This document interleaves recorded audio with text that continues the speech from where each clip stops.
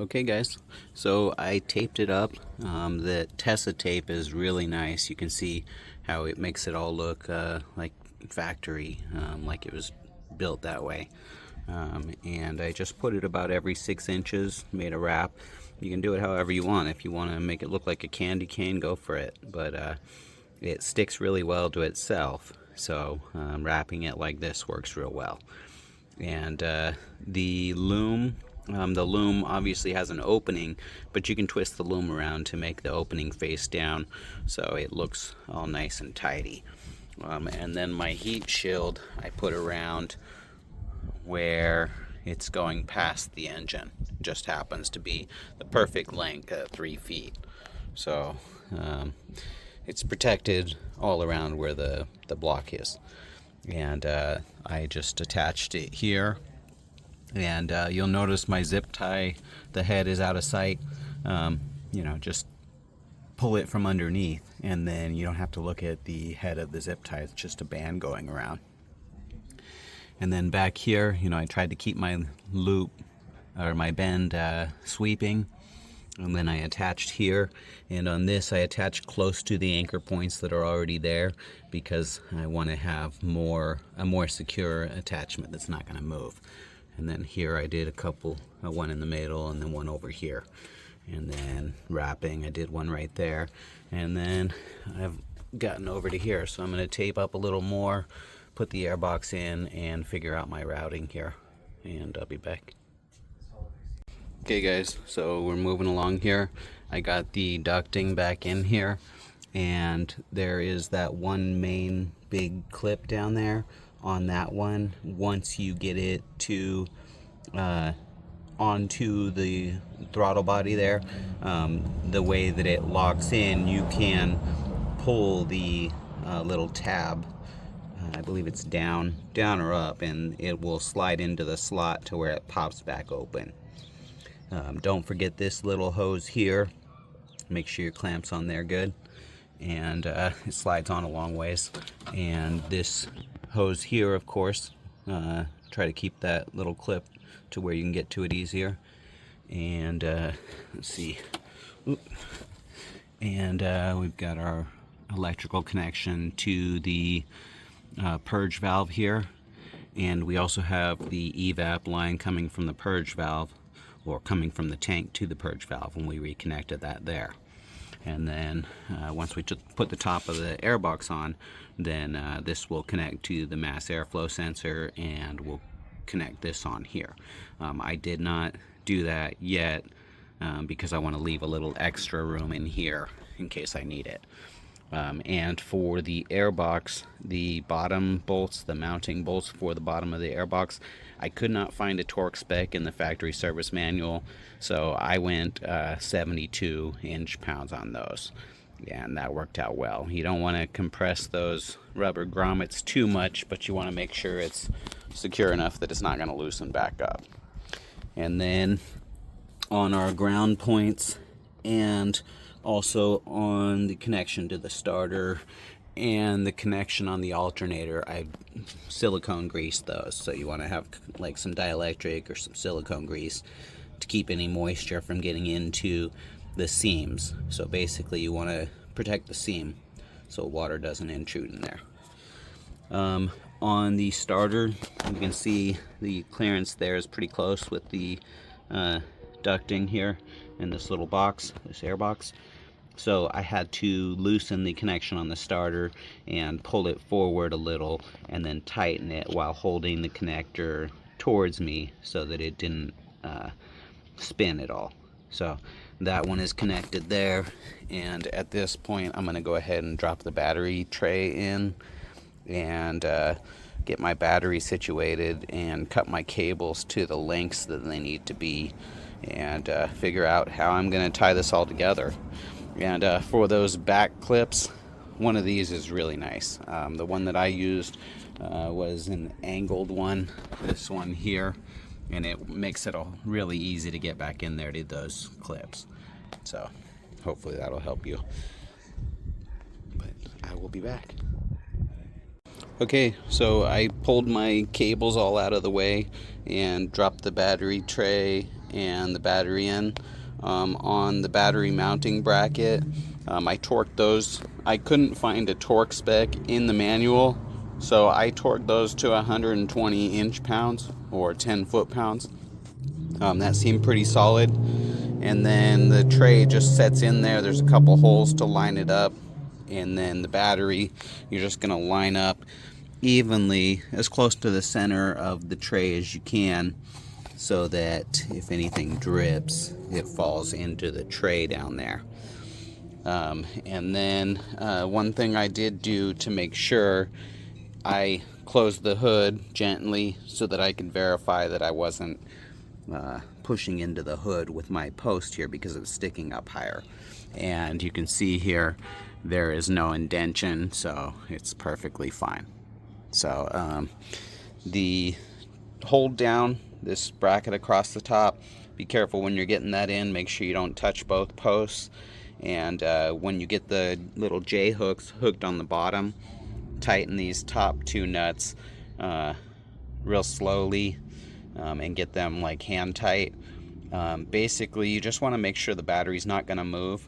If you want a torque spec, I did them to 40 inch-pounds, and that felt like more than sufficient. So now it's just a matter of cleaning up these connections to the battery. And you can see I put a rag over my positive post because I do not want to have any more arcing. So that's just a little protection just in case.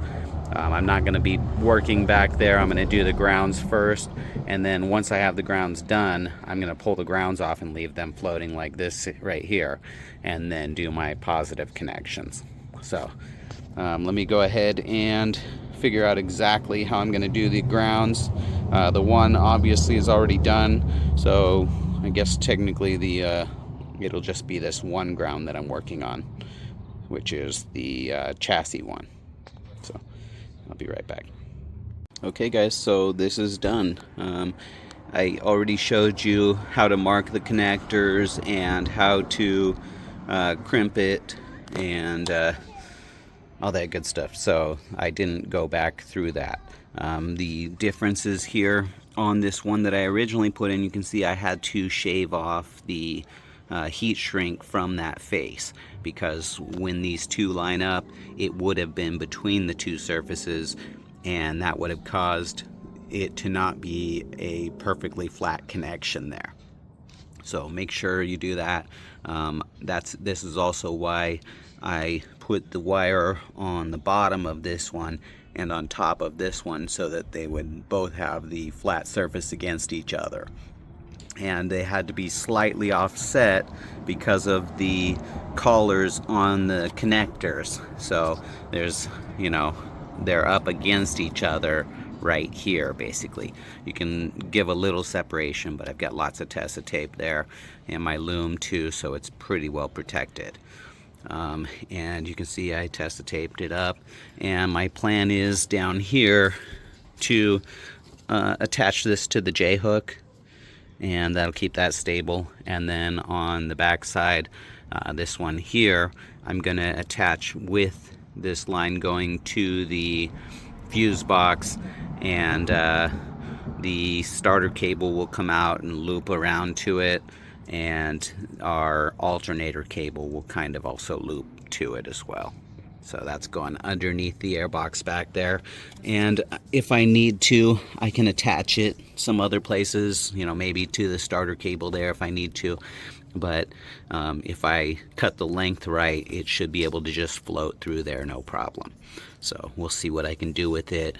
Right now, because I'm going to now work on the positive cables, I'm going to disconnect my grounds because we don't want to complete the circuit yet. So I'll disconnect my grounds and stick them over on this side of the hose, so there's no way they can make contact. And then let me fit up these other two, and I'll probably just skip actually doing that and come back once I have them lined up and ready to go. So I'll be back. Okay guys, so here's where I'm at now. I did consider floating the fuse in the middle of the routing up to the battery there, but I decided not to. So what I'm going to do is route it over to the back side of the airbox and attach it to the back side of the airbox. I've already stripped and connected the alternator side there, and I'm working on doing the side that's going to go to the battery, and it's just going to wrap around the back and come from the opposite side. And this is actually going to work out good because my posts are going to stack like this. Like this, and then this will come up on top of that, and I actually had to trim the end of it because it was overlapping there. And then my third one will come in from somewhere over in this angle, somewhere over here. So I'll be able to maneuver it to where I can get all three on there and they won't interfere with each other. So on my fuse block here, it has these two Allen screws that screw into the cable, and then the flatheads on the top there that actually lock the fuse in place. So for these, there is a little sleeve that comes with it, and that sleeve you need to trim back so that it can go over that. You want the black part here to come over the insulation and the metal part to cover the entire, or the cable to fill the entire metal sleeve. And then once you do that, then you tighten this screw down and that locks it in place. But what I'm going to do is I'm going to shrink wrap to get it nice and sealed up around the back end of that joint there, so no water or anything can get in there. Make it look a little fancier. But that's working on that. I'm going to get it around and put the connector on and figure out my routing on the starter cable and put the connector on there, and then I'll come back when I've got them all basically cut to the right size and show you what I got. Okay guys, so you can see here I routed my fuse box back in here. It's a little hard to see, but you can see the red on both sides. Getting it mounted to the airbox was kind of difficult, just because getting the screws drove in from the back side there wasn't a lot of room, and I wanted to get it as close to this side as I could. So it is in there, and over the end of those connectors I shrink wrapped, so the shrink wrap is almost all the way to where it goes into the housing. And then the fuse I just put in on the top post there, and then was able to just rotate it and lay it down into the groove on the other side. And on that, you want to make sure that you get it behind the washer, not just the bolt head, because the washer is going to keep the bolt from spinning on there. But so I routed it out through here, you can see, taped it all up and brought it over here to my post. And then the starter cable comes around from here, and it's pretty much right up against the airbox there. I could loosen it up if I wanted to get a little clearance there, but it's close enough for me. And it looks like it's actually not even touching. But the other one, the existing one here, then just comes straight down. And like I said, I had to trim the end of that with my snips, wherever they're at. I used these to trim the end, just grab it with the little teeth at the end, and I was able to shear off little slivers until I got it down to the right size. And so now I have all my positives connected and my grounds are ready to go. I've got 2 grounds right there and right here, so I just need to hook those up and start it up. And on the airbox, when I hook this up, the mass airflow sensor, you got to make sure you plug in the electrical connector on that and tighten this connection here, this clamp, and that's a 10 millimeter. There's no torque spec on there, just get it to where the tubing won't rotate against each other. And then your two clips right here and here that just pop up over and hold the air box together. So let me clip this on here. I do it on camera, but I don't know about doing this one-handed, so I'll be right back. Okay guys, it is running, and I didn't remember to do a before video, but this is much quieter than the engine was before. If you watch some of my previous videos, you can listen to the engine running, and it had kind of a knock to it, and that is gone now. So it's just timing because of not getting a solid spark. So it's running a lot better now, and I haven't even done the idle relearn yet. We'll do that in a minute, but for right now, I'm just going to let it run and get it warmed up, and then we'll do the idle relearn, and then I'll take it for a test drive. But yeah, it seems really nice. It did start up a little slow on the cranking, but that was just because it doesn't have the idle set yet. So after I get the idle set, then I'll turn it off and start it up again and see how quickly it cranks, because before it was definitely having a delay, and I did not get a video of that or of the performance, but I was having some lag, particularly in low RPM range. So I want to get out and do a test drive and see if I can get that on camera, how it's running. So, you know, you didn't get it here before unless you watch one of my other videos, but this is 175,000 miles on an engine, and that's pretty quiet for a 175,000 mile engine. So hopefully your sound's just as good. And you can look here, here's our alternator connections, and that wraps around.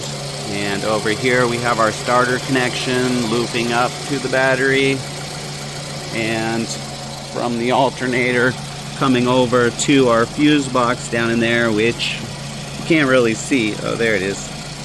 Sorry guys, can't get the light around, but yeah, there's a fuse box, and then it continues on from there, wraps around to my battery, and you can see all of these are isolated so they're not interfering with each other. So all three separate entry angles, which is really good. And then of course my two grounds, and they're offset so that they're not pushing against each other. So the only other thing I want to do is to put a zip tie over here on these two, and another one down here to the J hook, just to keep those away from to keep that away from the radiator hose, and just to, you know, tidy this up, keep those together. So I'll be right back in a few minutes, guys. Real quick tip here, guys. When you're done, make sure you set your torque wrenches back to their lowest setting. They don't have to go back to 0, but set them at the lowest setting. So like on this one, 20 inch-pounds. This one 10 foot-pounds, and this one 30 foot-pounds. Otherwise they'll stretch and they won't be accurate. So make sure you don't forget that, because it happens. Okay guys, so this is going to be really hard to show because it's a stick shift, and well, one-handed's a little tough, but I'm going to show you just the acceleration. You didn't get a before video, but the power difference is way different. Much more power, especially in the low RPMs, and yeah, my headlights seem brighter too. That's my high beams. And let's see, let's take off here.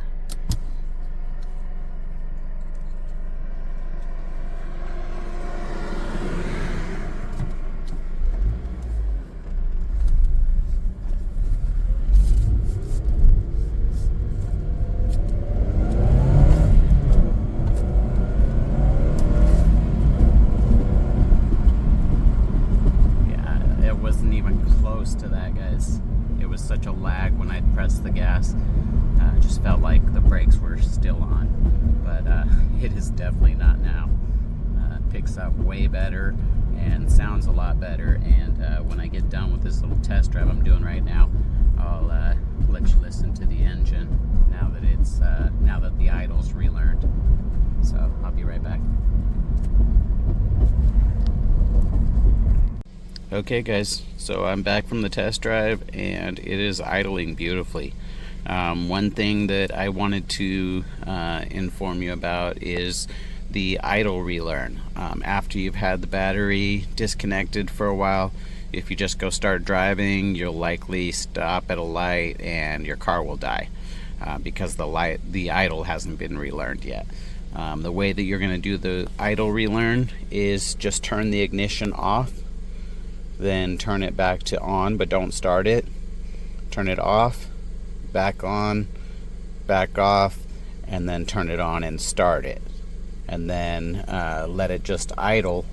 And it only takes a few minutes, but the computer's gonna basically monitor everything, and it's gonna set the proper idle speed. If you need to before you do the idle speed set, let it warm up. You may need to give it a little gas to get it to stay running, but once it gets up to a warm range, then go ahead and do the idle relearn and let it do its thing. And if you need to do a smog or anything like that, you'll also have to do a drive cycle. I do have that in one of my other videos. I just don't recall which one right now.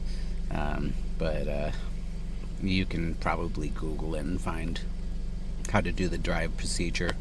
But another thing that I noticed, my headlights are a lot brighter. I didn't realize they weren't before. And this is kind of cool. I don't know if you guys, I'm sure you can see it, but these headlights that I have, they don't have an adjustment, but they do have a tiered light set up. So straight ahead of you, the light goes really far ahead, and on your right it goes even further, and on the left side it doesn't shine up as high, so you're not blinding drivers coming the other direction, which I think is pretty cool. But the big thing, listen to it. It's purring. I mean, it's never sounded this good while I've had it. And the power's awesome. I really like it. So yeah, we're pretty much done. Hopefully you can do this and not have too much trouble with it now that I kind of guided you through it. And hopefully you get the same results that I did. So you know, if you have an issue where you think you have a bad starter or a bad alternator or maybe even a bad battery, try the cables and see if it fixes your issue. And even if you don't have issues, replace the cables if they're old, because you'll find out that you have issues you don't realize are there. So see you guys in the next one, and happy wrenching.